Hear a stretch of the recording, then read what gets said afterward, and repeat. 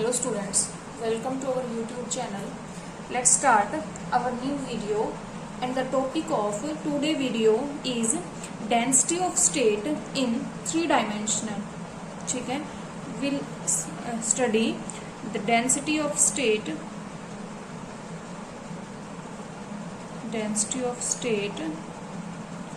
of normal mode किसके case में in three dimension.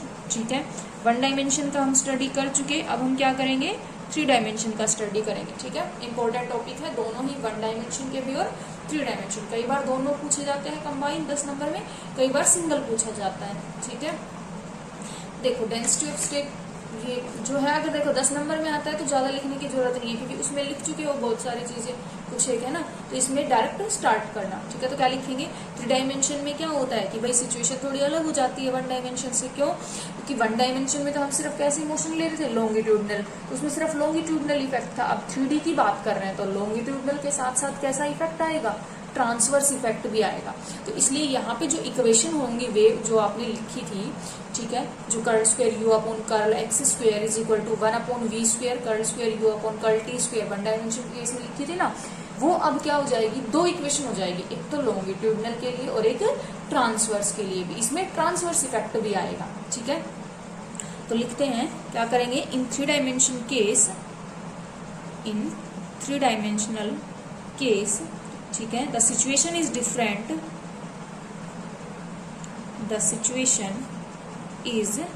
Different, from किससे, वन डायमेंशन केस. ठीक है, फ्रॉम 1D केस. हो गया? ठीक है भाई. अब देखो क्या लिखें, क्यों, here we have two distinguishable velocities, लिखेंगे here we have two distinguishable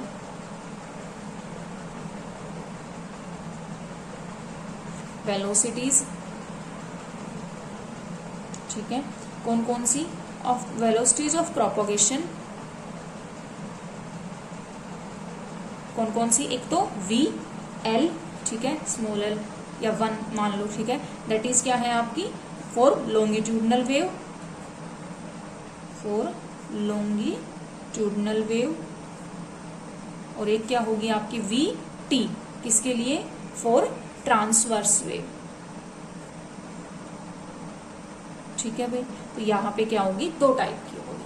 अब थ्री डायमेंशन की बात कर रहे हैं तो यहाँ पे तीनों कंपोनेंट आएंगे, एक्स कंपोनेंट भी, वाई कंपोनेंट भी और जेड कंपोनेंट भी. ठीक है, तो लिखेंगे यूजिंग वेव इक्वेशन.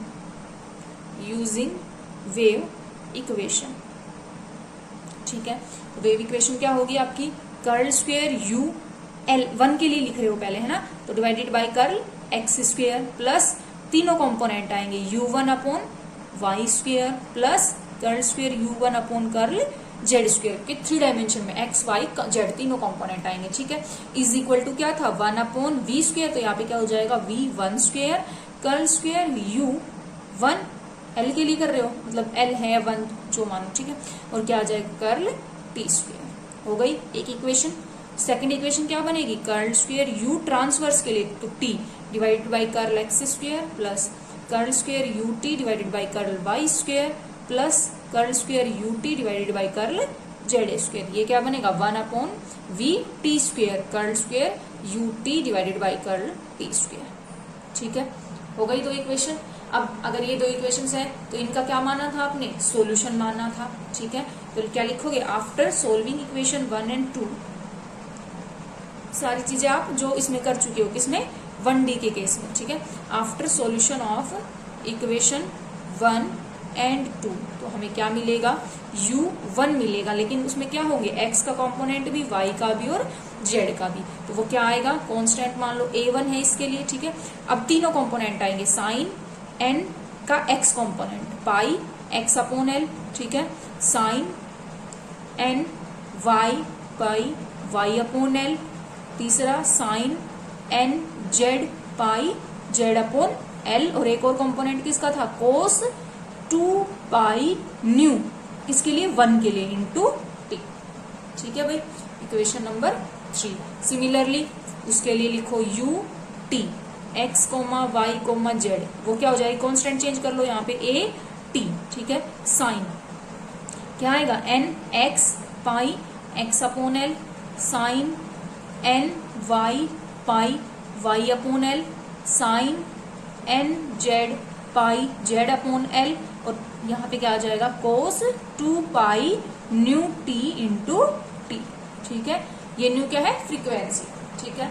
हो गया भाई यहाँ तक ये सॉल्यूशन। अब मैंने क्या कहा था वहां पे, मैंने आप लोगों से करने के लिए कहा था, क्या कहा था कि अगर ये इन दोनों इक्वेशंस के अगर ये सॉल्यूशन है तो ये क्या करेंगे, इस इक्वेशन को सेटिस्फाई करेंगे, है ना। तो इसके लिए क्या निकालोगे आप, curl square u1 upon curl x square निकालोगे, यहाँ से curl square u1 upon curl y square निकालोगे, curl square u1 upon curl z square, ये सब वैल्यू निकालोगे, वापस पुट करोगे। तो मैं पहले सिर्फ एक करके दिखाती हूँ।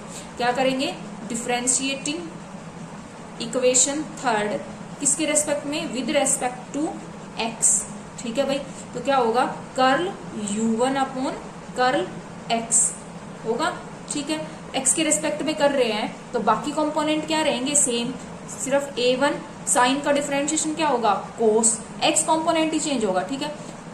N x pi x upon L, और अंदर का करोगे तो क्या आ जाएगा, n x pi upon L, और आ जाएगा बाकी component as it is, sine n Y pi y upon L, sine एक निकाल के दिखा रही हूँ, बाकी को similarly n z z pi upon L, और ये term as it is cos 2 pi new 1 T, ठीक है, क्योंकि ये टी की वैल्यू टर्म है, ठीक है। अब एक बार निकाल दिया, दूसरी बार क्या चाहिए, क्योंकि हमें तो क्या चाहिए, कर्ल स्क्वायर u1 चाहिए। एक बार और अगेन डिफरेंशिएट कर दो, अगेन डिफरेंशिएट किसके रेस्पेक्ट में, विद रेस्पेक्ट टू एक्स, ठीक है।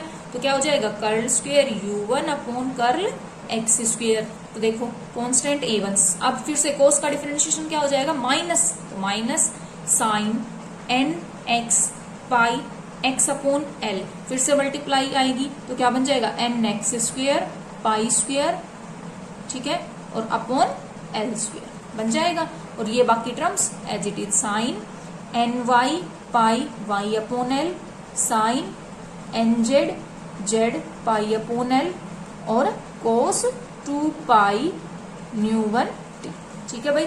अब देखो इसको ऐसे लिखो माइनस, ठीक है, इसको आगे लिख लो, n x square pi square upon L square. अब ये टर्म देखो, a1 साइन साइन की ये टर्म और कोस, ये वैल्यू दोबारा से किसकी वैल्यू है, u1 की, तो ये क्या बन गया, u1, ठीक है। किसकी वैल्यू आ गई, curl square u1 upon curl x square की। अब लिखोगे सिमिलरली, सिमिलरली आपका क्या, curl square u1 upon curl y square की वैल्यू क्या हो जाएगी, माइनस एन वाई स्क्वायर, ठीक है, pi square upon L square into u1। इसी तरह से किसकी value, curl square u1 upon curl z square की वैल्यू वो क्या हो जाएगी, minus n z square pi square divided by L square u1। सारी वैल्यू निकालने की जरूरत नहीं है, ठीक है, हो गया। अब एक और वैल्यू क्या बच गई, curl square u1 upon curl t square, तो वो भी देखो यहां से करोगे, निकालोगे तो क्या आएगा, माइनस 4 पाई स्क्वायर, ठीक है, और न्यू 1 स्क्वायर, तो कर्ल स्क्वायर नेक्स्ट वैल्यू लिखते हैं, curl square u1 upon curl t square की वैल्यू ये क्या आएगी आपकी, माइनस 4 आएगी पाई स्क्वायर न्यू 1 स्क्वायर, है ना, और फिर क्या बन जाएगा, फिर से u1। देखो इसका 2 बार डिफरेंशियल, कोस का माइनस साइन, फिर साइन का कोस, और ये देखो क्या एक बार आएगा, 2 बार, 4 पाई स्क्वायर न्यू 1 स्क्वायर, ठीक है, और u1 एज इट इज हो जाएगा, बन जाएगा वापस, ठीक है। अब क्या करें, पुट करेंगे वैल्यूज इन इक्वेशन 1, ठीक है, कि 1 इक्वेशन में पुट करो तो आपका भाई क्या बन जाएगा, देखो minus n x square pi square upon L square, ठीक है, u1, फिर क्या है, minus n y square pi square upon L square u1, फिर क्या है, minus n z square pi square u1 upon L square, फिर इज इक्वल टू क्या था, 1 अपॉन v1 स्क्वायर, है ना, 1 अपॉन v1 स्क्वायर, और फिर इसकी वैल्यू, इसकी माइनस क्या है, 4 पाई स्क्वायर न्यू 1 स्क्वायर और u1, देखो कॉमन ले लो, माइनस इधर, माइनस से माइनस दोनों तरफ से कैंसिल हो जाएगा। इधर देखो भाई n x square plus n y square plus n z square हो जाएगा।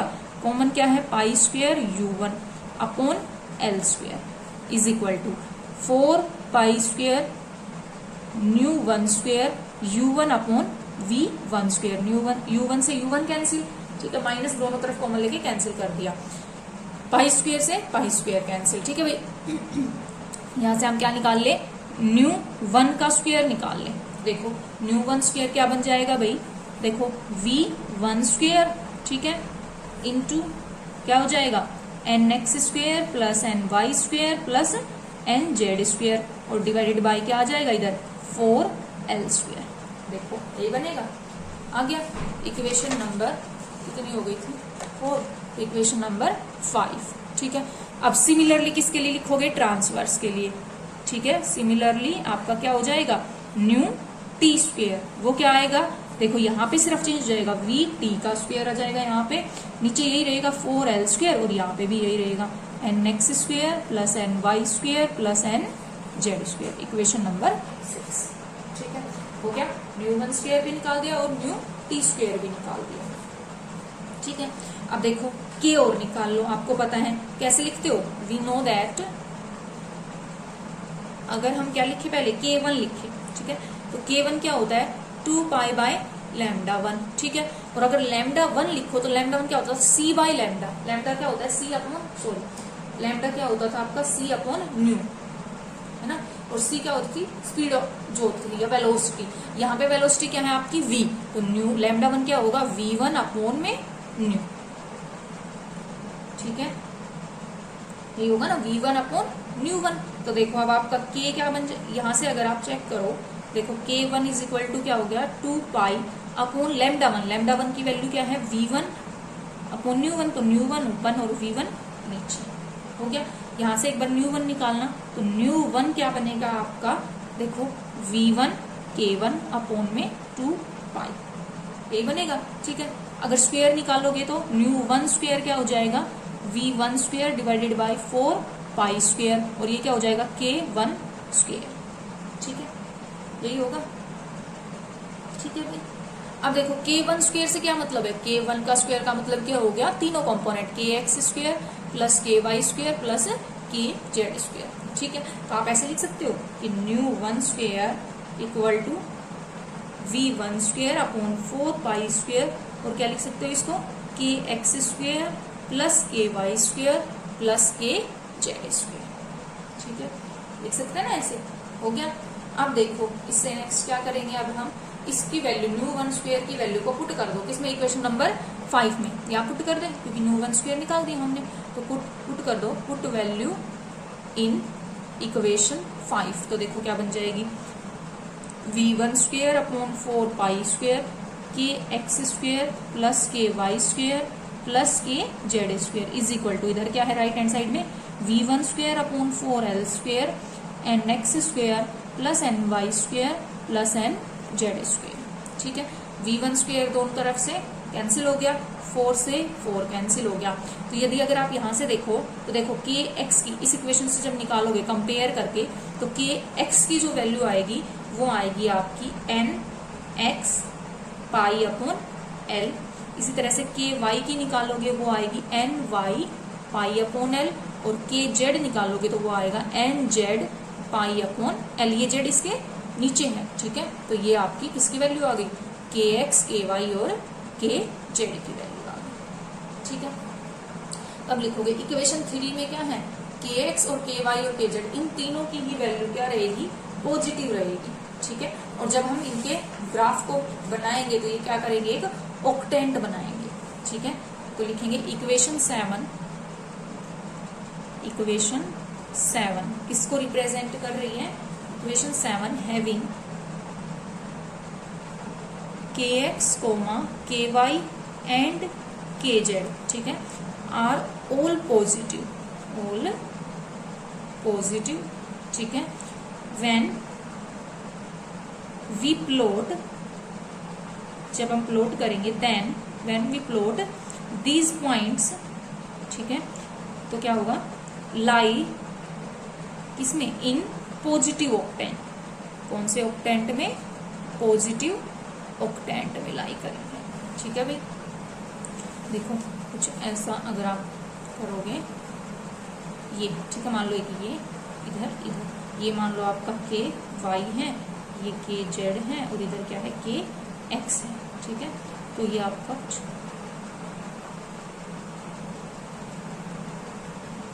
ठीक है, ओके।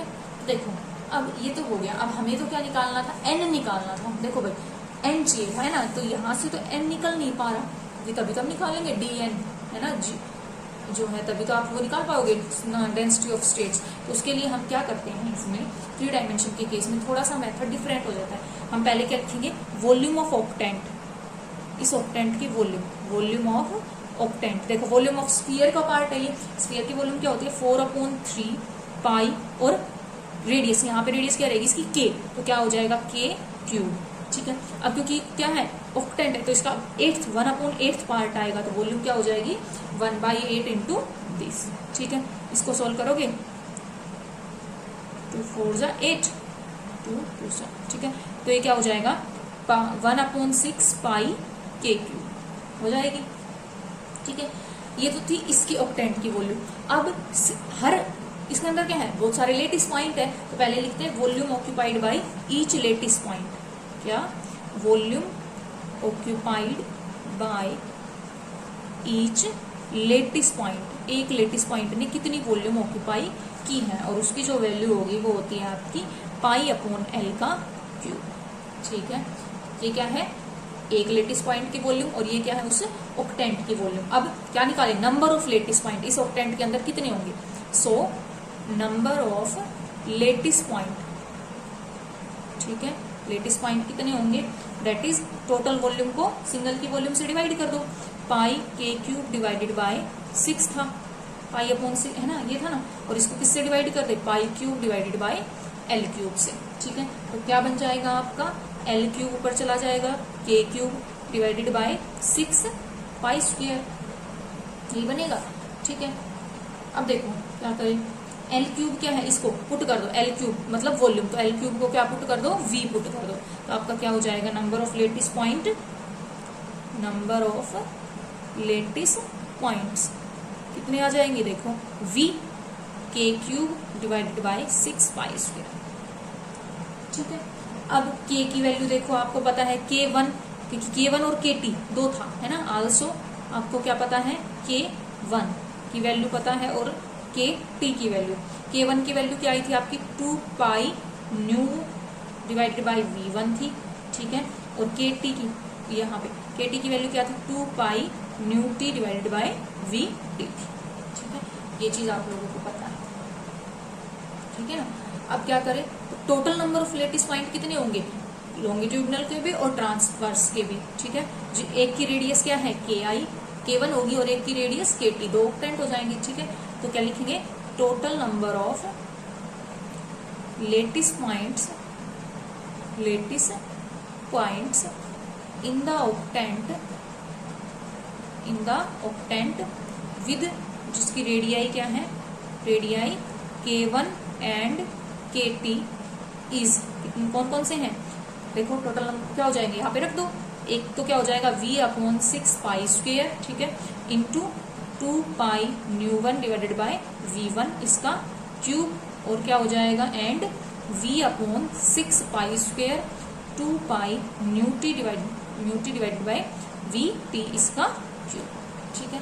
अब हमें क्या निकालने हैं, नंबर ऑफ मोड्स, तो यहाँ पे फॉर्मूला आता है, देयरफॉर नंबर ऑफ मोड्स, इसका जो फॉर्मूला होगा वो आपका क्या होगा, ठीक है, g न्यू, ये आप याद रखना, ये होता है 8 पाई क्यूब, ठीक है, कैपिटल V डिवाइडेड बाय 6 π², और यहाँ पे देखो 1/v1 का क्यूब प्लस 2/vt का क्यूब इंटू न्यू क्यूब, ठीक है भाई। ये तो होता है, देखो ये लॉन्गिट्यूडनल का सिंगल आता है, और ट्रांसवर्स का क्या होता है डबल, ठीक है। ये फॉर्मूला है number of modes, g nu equal to 8 pi cube v/6 π² and this, ठीक है। अब हम क्या करेंगे, पुट कर देंगे किसकी value, 1/v1 cube plus 2/vt cube की वैल्यू को इसके इक्वल पुट कर देंगे 3/v क्यूब के इक्वल, ठीक है, ये हम सब्स्टिट्यूशन करेंगे अपनी तरफ से इसकी वैल्यू को, ठीक है। तो आपका जी न्यू क्या बन जाएगा, देयरफॉर जो है जी न्यू इज इक्वल टू क्या हो जाएगा, देखो ऊपर था 8 पाई क्यूब था ना, वी था डिवाइडेड बाई, और क्या था नीचे 6 पाई स्क्वायर था, ठीक है। और उसकी वैल्यू उसको अंदर क्या रख दिया 3 अपॉन वी क्यूब, और साथ में इनटू में क्या था न्यू क्यूब, ठीक है। तो ये क्या हो गया, कैंसिल, देखो कैंसिल करने के बाद 3 2 जा 6, 2 4 जा 8, ये होगा ना, ठीक है। तो क्या हो गया 4 पाई बचेगा, v बचेगा divided by V cube into nu cube, और कैंसिल करो 4 pi nu cube divided by V square, ठीक है। अब हमें क्या चाहिए, G nu into D nu चाहिए, डिफ्रेंशिएशन देखो क्या हो जाएगा, करो 12 pi nu square divided by V square into D, ये होगा।